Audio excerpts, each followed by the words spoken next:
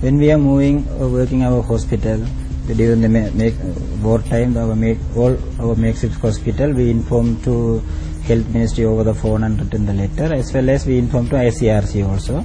We maintain up to the final day, May 15th also, we inform where we are working. Twice a week or monthly we send a situation report to Health Ministry. We give all our hospital details and staff details and everything, and over the phone also we inform as much as possible. Despite the LTTE propaganda machinations propagating accusations of shelling of medical centres, in reality only one such occurrence was actually reported during the entirety of the conflict. This was in Puthukudiyavippu Hospital in February 2009. Yet Gordon Weiss is intent on pushing the LTTE lie. Perhaps Gordon Weiss is not lying. Maybe he was misled, just as he was misled about the civilian deaths. Either way, Gordon Weiss's reliable sources on the ground seem to have failed to mention that the LTTE deliberately moved command centres and artillery guns into hospital premises and no-fire zones. In Puthukudiyavippu Government Hospital, 2 cells fell within the premises of government hospitals. But at the time ICRC also there. But ICRC also confirmed. I spoke to one ICRC officer. He said LTT had a commanding center for their military operation very close to within the 100 meter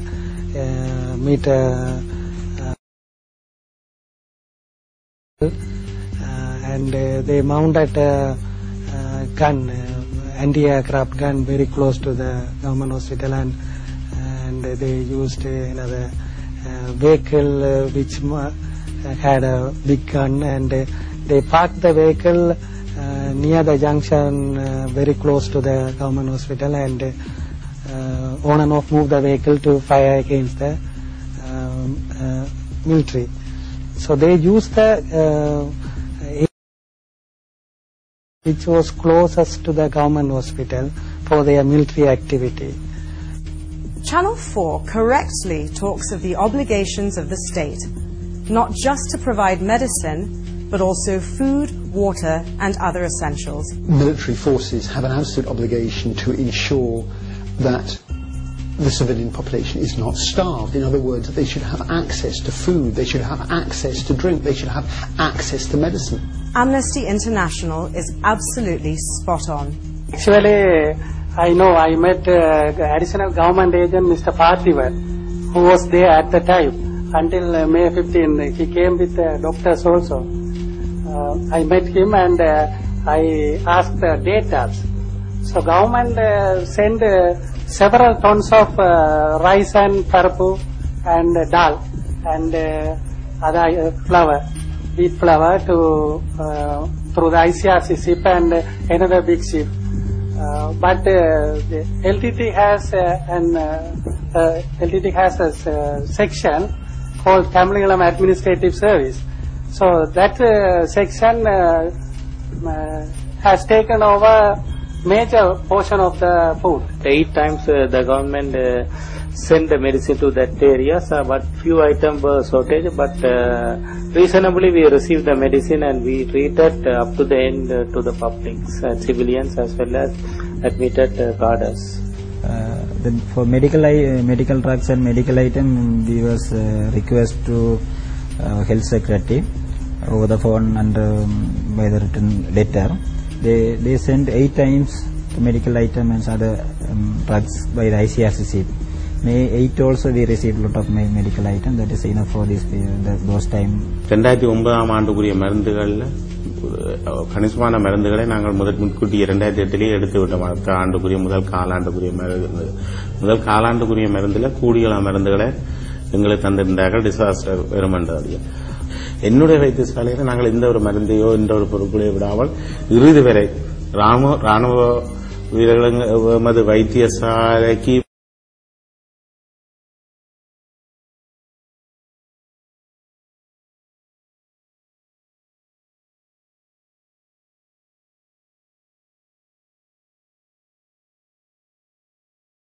It must be noted that although the LTTE claimed to be running a de facto state, it was the government of Sri Lanka, through the good offices of the ICRC and the World Food Programme, that fed and sent medical supplies to the terrorist-held areas.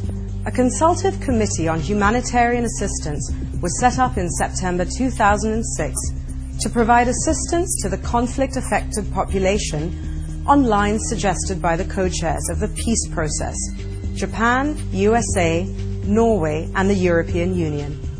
Chaired by the Minister of Disaster Management and Human Rights, this committee included representatives of all relevant line ministries, the Commissioner General of Essential Services, Divisional Secretaries of the Northern Province, the US Ambassador, Robert Blake, representatives of the EU Presidency, Ambassador of Japan, UN Resident Coordinator, all heads of UN agencies and the heads of ICRC and ECHO. The CCHA was fully aware of the ground situation and provided relevant guidelines for the provision of immediate, medium-term and long-term relief, right up to the war end and thereafter. Channel 4 seems to have been blind to all of this. Instead, Channel 4 talks about Isipriya, supposedly a television journalist. However, Channel 4, perhaps realizing that the world had no sympathy for suicide bombers, edited out their own story regarding Isipriya. This is what Channel 4 did not show you this time around. Isipriya, a fully signed-up member of the Liberation Tigers of Tamil Eelam, designated a proscribed terrorist organization. Her lyrics glorify suicide bombing, which the LTTE pioneered. Here's the truth. Isipriya was a high-profile member of the LTTE, tasked to handle the motivation of suicide terrorists. This is Isipriya's presentable face. This is Isipriya's true face. Isipriya mobilized innocent Tamils for a purpose. This is the purpose.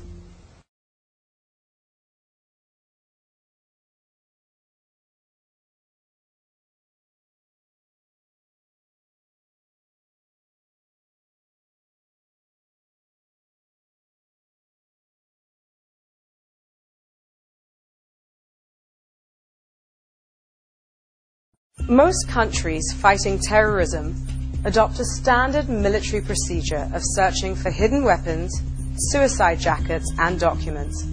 Suspects are searched. Even the dead are searched and uniforms checked.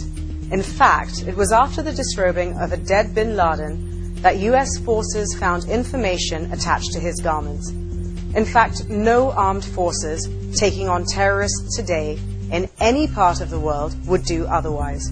Footage shown by Channel 4 only shows that high-profile LTTE operatives had died during the last battle. Another dead body, that of Ramesh. No mention of who this person was. For the record, T. Thurai Rajasingham, alias Ramesh, alias Romeo Sierra, was a senior LTTE military leader and the overall military commander in the Eastern Province. Here's a thumbnail version of his considerable curriculum vitae.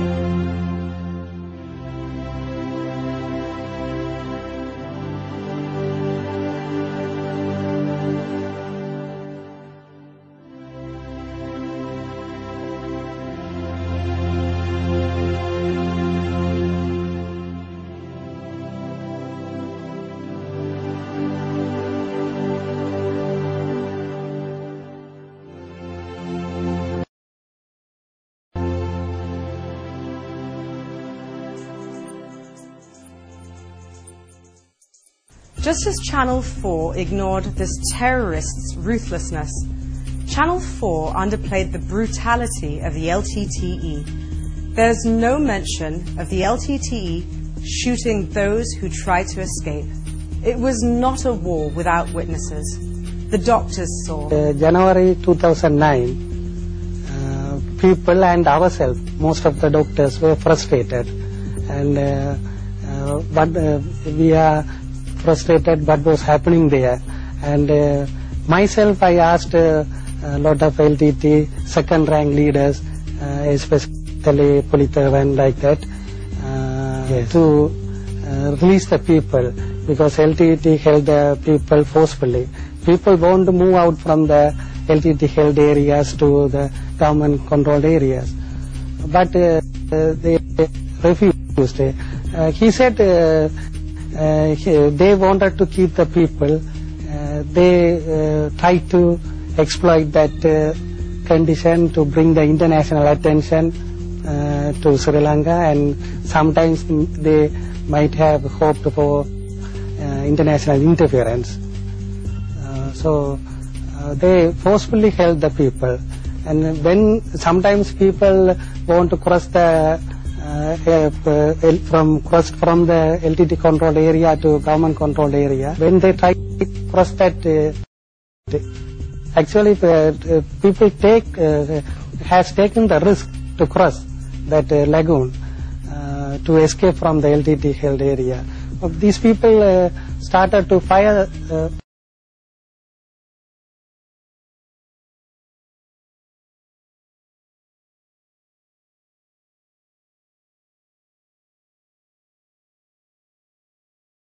The civilians here were witness to all this. கிளிநொச்சியில 84ஆம் ஆண்டுலேருந்து கிளிநொச்சியில குடியிருக்கிறேன். இந்த கிளிநொச்சியில இப்ப இந்த யுத்த காலங்கள் முழு காலமும் இங்கே தான் நான் சேவிச்சு கொண்டிருக்கிறேன். இங்கே நாங்கள் பலதரப்பட்ட செய்திகள் எல்லாம் நேர கண்ணால பார்த்தது செய்தது எல்லாம் எங்களிடம் நிறைய இருக்கு. ஆனால் இப்ப யுத்தம் முடிஞ்சு இப்ப ஏதோ நாங்கள் ஒரு சுமூகமான சூழல்ல வாழ்ந்து கொண்டிருக்கிறோம். முயற்சி செய்ய நான் கண்ணால பார்த்தன் மக்கள் தப்புறத்துக்கு பல வழிகள்ல முண்டி அடிக்க முயற்சி செய்தாங்க. முண்டி அடிக்கிறதுண்டா 1 மணிக்கு வந்து அந்த பண்டால ஏறி ஓடுறதுக்கு சனம் பெறும். அந்த நேரம் எல்லாம் சுடுவாங்க. சுட்டு அதுல செத்தவங்க எத்தனையோ பேர் செத்தவங்க இருக்காங்க. ஒரு நாள் நான் பார்த்தேன் கடற்கரையில, மாத்தளன் கடற்கரையில பிள்ளையார் கோயிலுக்கு நேரா பின்னால ஒரு பெரிய ஒரு இளந்தாரி 2 பேர் சுட்டு கடலால மோதுது. அவன் மீது ரத்தம் கடலுக்குள்ளால போகுது. சுட்டு போட்டாங்க. என்னன்னா அவன் கடலால தப்பி போக முற்பட்டான்னு சொல்லி. இப்படி மற்றது ஒரு இளைஞர் ஒரு அம்மாவை அடிச்சு கை முறிஞ்சது. அந்த அம்மாவுக்கு அடிச்சு போட்டு அந்த மாத்திரன் தப்புறத்துக்கு தான் முயற்சி செய்தாங்க. ஒழிய வேற ஒன்றும் செய்ய இல்ல சனம் தப்புறத்துக்கு. அதே நேரம் தப்பி போறதுக்கு முற்பட்ட 3 பேருக்கு மரண தண்டனை கொடுத்ததாங்க. மாத்திரன் கடைசி கட்டத்துல வாகனத்தில் ஏற்றி அவர்களை முட்டை அடிச்சு அப்படி அந்த குறிப்பிட்ட எல்லைக்குள்ள சுத்தி காட்டி மக்களுக்கு முன்னால காட்டி மரண தண்டனை கொடுத்தவங்க. அவங்க என்ன செய்த குற்றம்? தப்பி தங்களோட உயிரை தப்பி வெளியில போறதுக்கு முற்பட்டாங்க. வெளியில தப்பி போறதுக்கு முற்பட்டது மரண தண்டனை கொடுத்தது. அந்த நேரம் அனௌன்ஸ் பண்ணி வாகனத்துல இருந்து அனௌன்ஸ் பண்ணி போட்டு. Among the civilians was an elected member of parliament. He was there until the end. He too saw it all. எனது பெயர் சதாசிவம் கனகரட்னம். நான் முல்லைத்தீவு மாவட்டத்திலே முள்ளியோலை கிராமத்திலே வாழ்ந்து கொண்டிருக்கிறேன். நான் இந்த போராட்டம் துவங்கின காலத்திலே இருந்து இறுதி யுத்த